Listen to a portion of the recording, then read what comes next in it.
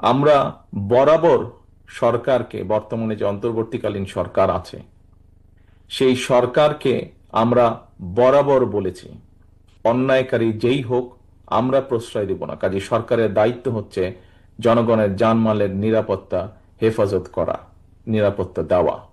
সরকার কেন ব্যর্থ হচ্ছে, এখানে যেই শহীদের বাবা প্রশ্নটি তুলেছেন, একই প্রশ্ন, আপনার এই একই প্রশ্ন আজকে আমাদের সবার এই সরকারের কাছে, যে তারা কেন প্রশ্রয় দিচ্ছে, তারা কেন আশ্রয় দিচ্ছে।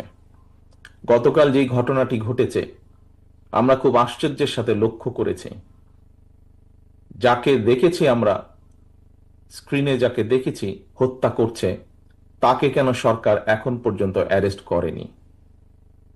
আমরা কি তাহলে দলে নিব যে যারা বিভিন্নভাবে মব সৃষ্টি করে একটি পরিস্থিতি তৈরি করতে যাচ্ছে সেখানে সরকারের কোনো প্রচ্ছন্ন কোনো প্রশ্রয় আছে, প্রশাসনের কোনো প্রশ্রয় আছে, প্রশাসনের কারো কারো কোনো প্রশ্রয় আছে, সেটিকে আমরা তাহলে ধরে নেব? কারণ আমাদেরও দাবি, দলের পক্ষ থেকে আমরা করেছি, আমাদের অঙ্গ সংগঠন করেছে। আপনারা দেখেছেন গতকাল মহাসচিব সাহেব দলের পক্ষ থেকে বলেছেন যে যে অন্যায় করবে সে অন্যায়, তার বিরুদ্ধে দেশের প্রচলিত আইন আছে, কাজে আইন অনুযায়ী তার বিরুদ্ধে ব্যবস্থা হবে। অন্যায়কারী কখনো কারোর কোনো দলের লোক হতে পারে না। কাজেই এই আপনার যেই প্রশ্ন, এই প্রশ্ন আমাদেরও, এই প্রশ্ন অন্তর্বর্তীকালীন সরকারের কাছে আমাদের, এই প্রশ্ন সমগ্র বাংলাদেশের মানুষের। আমরা দেখেছি বিভিন্ন জায়গায় বিভিন্ন কিছু হচ্ছে এবং আমরা খুব ভালো করে খেয়াল করছি কারা একটি সুস্থ স্বাভাবিক পরিবেশকে বাধাগ্রস্ত করতে চাইছে। কাজে এখানে আপনারা যারা উপস্থিত আছেন, আপনারা প্রত্যেকটি মানুষ রাজনৈতিকভাবে সচেতন মানুষ, আপনাদের প্রত্যেকটি পরিবারের আত্মদান আছে এবং যেই আত্মত্যাগ আপনারা করছেন সেটি কোনো কিছু দিয়ে পরিশোধ করা সম্ভব নয়।